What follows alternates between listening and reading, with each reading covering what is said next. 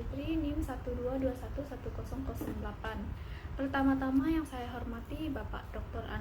Idam Answar, Magister Pendidikan selaku dosen pengampu mata kuliah Inovasi Pembelajaran. Saya akan menampilkan sebuah video untuk memenuhi tugas UTS saya. Baik, yang pertama itu pertanyaannya, berdasarkan beberapa definisi yang diberikan, apa saja komponen utama yang harus dimiliki oleh pendidikan kewarganegaraan menurut Henry Randall White dan David Kerr? Jelaskan kesamaan dan perbedaan utama antara kedua definisi tersebut. Menurut Henry Randall White pada tahun 1790 mendefinisikan pengertian PKN secara teoritis adalah sebagai ilmu tentang kewarganegaraan, hubungan antar manusia baik secara individual maupun kelompok, ataupun hubungan manusia dengan negaranya. Sedangkan menurut David Kerr dalam bukunya yang berjudul Citizen Education and International Cooperation (1999) menyebutkan bahwa secara luas pendidikan kewarganegaraan adalah proses yang mempersiapkan pemuda atas peran dan tanggung jawab sebagai warga negara. Kerr juga mendefinisikan PKN secara khusus sebagai materi yang mencakup proses pendidikan dan pengajaran dalam proses persiapan pemuda untuk menjadi warga negara.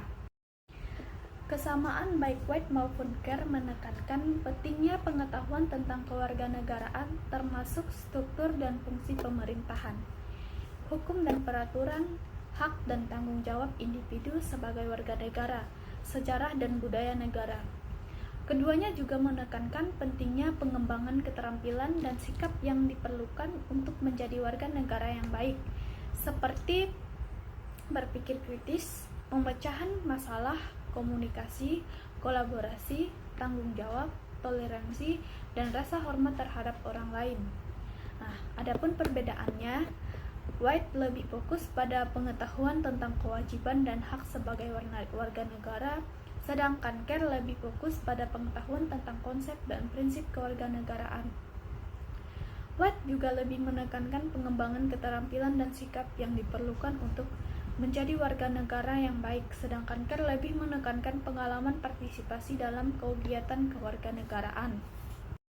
Adapun kesimpulannya ialah pendidikan kewarganegaraan yang komprehensif harus mencakup semua komponen yang didefinisi oleh White dan Kerr. Pendidikan ini harus memberikan siswa dengan pengetahuan, keterampilan, dan pengalaman yang mereka butuhkan untuk menjadi warga negara yang aktif dan bertanggung jawab.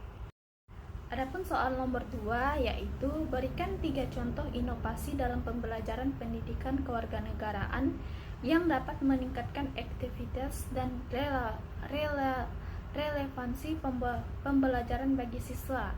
Jelaskan bagaimana setiap inovasi tersebut dapat diterapkan dalam kelas. Berikut ini ada 3 contoh inovasi dalam pembelajaran pendidikan kewarganegaraan atau PPKN yang dapat meningkatkan efektivitas dan relevansi pembelajaran bagi siswa. Yang pertama itu pembelajaran berbasis proyek atau PJBL. Nah, PJBL melibatkan siswa dalam proyek-proyek nyata yang terkait dengan konsep dan isu-isu PKN. Siswa bekerja sama untuk meneliti, merencanakan, melaksanakan, dan mengevaluasi proyek mereka. Nah, di sini guru dapat memberikan tugas proyek yang terkait dengan materi PPKN yang sedang dipelajari. Contohnya, siswa dapat membuat poster tentang hak asasi manusia, mengadakan kampanye anti-bullying, atau meneliti sejarah demokrasi Indonesia. Yang kedua itu penggunaan teknologi informasi dan komunikasi atau TIK. Nah, TIK dapat digunakan untuk membuat pembelajaran PPKN lebih menarik, interaktif, dan relevan bagi siswa. Contohnya, guru dapat menggunakan video, animasi, game edukasi, dan media sosial untuk menyampaikan materi PPKN. Nah, guru dapat membuat video pembelajaran tentang materi PPKN dan mengunggahnya di YouTube atau di platform lain. Guru dapat menggunakan game edukasi untuk membantu siswa belajar tentang hak dan tanggung jawab sebagai warga negara. Nah, guru juga dapat menggunakan media sosial untuk berinteraksi dengan siswa dan orang tua tentang isu-isu PKN. Nah, yang ketiga itu pembelajaran kolaboratif. Nah, pembelajaran kolaboratif melibatkan siswa dalam bekerja sama untuk menyelesaikan tugas atau proyek.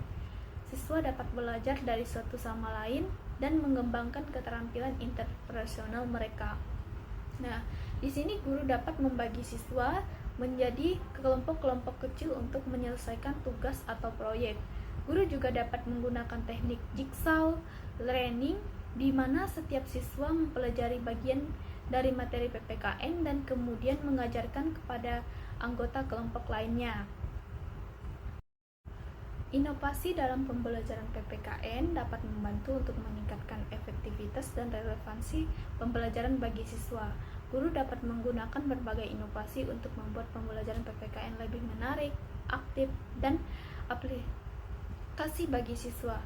Selain 3 contoh di atas, masih banyak inovasi yang dapat diterapkan dalam pembelajaran PPKN. Guru juga harus kreatif dan inovatif dalam menggunakan berbagai metode dan strategi pembelajaran untuk mencapai tujuan penelitian PKN.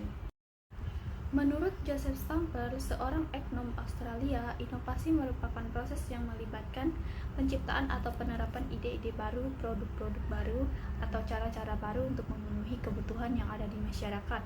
Sedangkan menurut Roger Everett, seorang sosiologis Amerika Serikat, mendefinisikan inovasi sebagai adopsi atau gagasan, praktik, atau objek yang baru atau dianggap baru oleh inovasi atau kelompok tertentu. Pertanyaannya, bagaimana kedua definisi tersebut dapat diterapkan dalam konteks inovasi pembelajaran pendidikan kewarganegaraan? Untuk definisi menurut Stamper, guru dapat bertindak sebagai wirausahawan pendidikan, mengembangkan metode pembelajaran baru, menggunakan teknologi baru, dan menciptakan sumber belajar inovatif untuk meningkatkan hasil belajar siswa. Nah, sekolah dapat mendorong budaya inovasi dengan memberikan penghargaan kepada guru yang mengembangkan dan menerapkan praktik pembelajaran baru dan efektif. Nah, kebijakan pendidikan dapat mendukung inovasi dengan menyediakan dana untuk penelitian dan pengembangan, serta menciptakan lingkungan yang kondusif untuk pengambilan risiko eksperimen. Nah, sedangkan menurut Everett, di sini guru dapat memahami proses difusi inovasi untuk membantu siswa mengadopsi nilai-nilai dan norma-norma kewarganegaraan yang baru. Sekolah dapat menciptakan lingkungan yang suportif dan inklusif yang mendorong siswa untuk terlibat dalam pembelajaran kewarganegaraan yang aktif. Nah, kebijakan untuk pemerintah itu kebijakan pendidikan dalam mempromosikan pendidikan kewarganegaraan yang berbasis bukti dan praktik, terlebih yang telah terbukti efektif dalam meningkatkan partisipasi dan keterlibatan masyarakat. Nah, di sini baik Stamper maupun Everett menekankan pentingnya ide-ide baru dan perubahan dalam definisi inovasi mereka. Selanjutnya soal nomor 4 itu jelaskan manfaat pembelajaran berbasis proyek dalam pendidikan kewarganegaraan dan berikan contoh proyek yang dapat diterapkan di kelas untuk meningkatkan pemahaman siswa tentang demokrasi.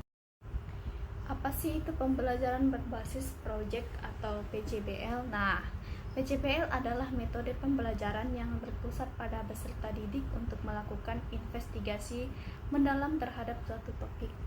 Dalam PJBL, peserta didik secara aktif terlibat dalam merencanakan, melaksanakan, dan menyelesaikan suatu proyek yang bertujuan untuk mencapai tujuan pembelajaran yang telah ditetapkan. Nah, contoh proyek yang dapat diterapkan dalam kelas untuk meningkatkan pemahaman siswa tentang demokrasi yaitu yang pertama itu simulasi pemilu. Nah, tujuannya siswa untuk memahami proses pemilu dan peran mereka sebagai warga negara. Nah, di sini siswa dibagi menjadi beberapa kelompok mewakili berbagai partai politik. Nah, setiap kelompok membuat plafon atau kampanye untuk pemilu. Siswa melakukan pemungutan suara untuk memilih kandidat yang mereka inginkan. Hasil pemilu didiskusikan dan dianalisis. Contoh yang kedua itu debat publik. Nah, tujuannya siswa belajar tentang berbagai isu politik dan bagaimana mendebatkannya dengan cara yang sopan dan kondusif. Nah, Siswa memilih isu politik untuk dibahas. Siswa dibagi menjadi dua kelompok, pro dan kontra terhadap isu tersebut. Setiap kelompok meneliti isu tersebut dan menyiapkan argumen mereka. Debat publik diadakan di depan kelas dengan moderator yang memastikan semua pihak didengar. Debat diakhiri dengan refleksi dan diskusi tentang isu tersebut. Contoh yang ketiga itu kampanye advokasi. Siswa belajar tentang bagaimana mengadvokasi perubahan sosial dan politik. Siswa memilih isu sosial atau politik yang mereka pedulikan. Siswa meneliti isu tersebut dan mengembangkan strategi advokasi. Siswa membuat materi kampanyenya seperti poster, brosur, atau video. Siswa melakukan kampanye advokasi di komunitas mereka. Hasil kampanye didiskusikan dan dievaluasi. Yang keempat itu ada studi kasus demokrasi. Nah, tujuannya siswa belajar tentang berbagai contoh demokrasi di dunia dan bagaimana mereka bekerja. Nah, siswa juga memilih negara demokrasi untuk dipelajari. Siswa meneliti sejarah, sistem politik, dan tantangan demokrasi di negara tersebut. Siswa mempresentasikan temuan mereka kepada kelas. Kelas mendiskusikan dan menganalisis berbagai contoh demokrasi. Selanjutnya saya akan menjawab soal yang kelima. Pertanyaannya, sebutkan dan jelaskan dua metode penilaian autentik yang dapat digunakan dalam pembelajaran pendidikan kewarganegaraan untuk mengukur pemahaman dan keterlibatan siswa. Nah, penilaian autentik merupakan metode penilaian yang dirancang untuk mengukur pemahaman dan keterlibatan siswa secara mendalam dalam komprehensif dalam konteks pendidikan kewarganegaraan atau PPKN. Penilaian autentik dapat membantu guru untuk mengetahui sejauh mana siswa telah memahami konsep dan nilai-nilai PPKN serta bagaimana mereka menerapkan dalam kehidupan nyata.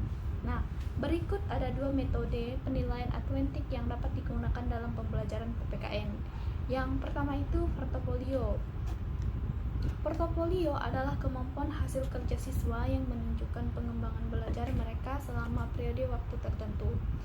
Hasil kerja ini dapat berupa tugas tertulis, proyek, presentasi, karya seni, jurnal refleksi, dan sebagainya. Nah, penerapannya dalam PPKN, siswa dapat membuat portofolio PPKN yang berisi dokumentasi partisipasi mereka dalam kegiatan belajar mengajar, seperti catatan hasil diskusi, refleksi tentang isu-isu PKN, dan karya seni yang terkait dengan nilai-nilai PKN. Guru dapat menilai portofolio siswa untuk mengukur pemahaman mereka tentang konsep dan nilai-nilai PKN, serta kemampuan mereka untuk menerapkan dan dalam kehidupan nyata. Yang kedua itu ada penilaian kinerja. Penilaian kinerja melibatkan pengamatan dan penilaian siswa saat mereka melakukan tugas atau proyek yang terkait dengan materi PPKN. Tugas atau proyek ini dapat berupa simulasi, debat, presentasi, kampanye, advokasi, dan sebagainya. Penerapan dalam PPKN, siswa dapat melakukan simulasi sidang parlemen untuk mempelajari tentang proses demokrasi di Indonesia. Siswa dapat mengadakan debat tentang isu-isu PKN yang aktual, dan juga siswa dapat membuat kampanye advokasi untuk mengingatkan kesadaran tentang isu-isu sosial. Nah, di sini guru dapat mengamati dan menilai kinerja siswa selama mereka melakukan tugas atau proyek ini untuk